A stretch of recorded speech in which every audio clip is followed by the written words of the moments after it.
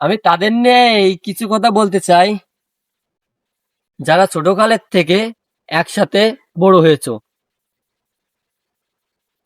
কেউ ছোটকালের থেকে কেউ বড় হয়ে বন্ধু হয়েছো, তাতে নিয়ে কোনো ফ্যাট না।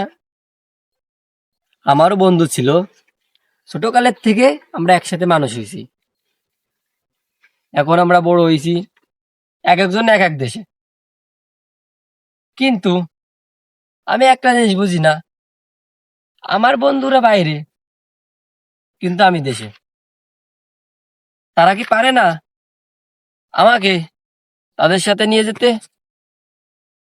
তারা কিন্তু ঠিকই পারে, কিন্তু তবুও নেয় না। কেন? স্বার্থ।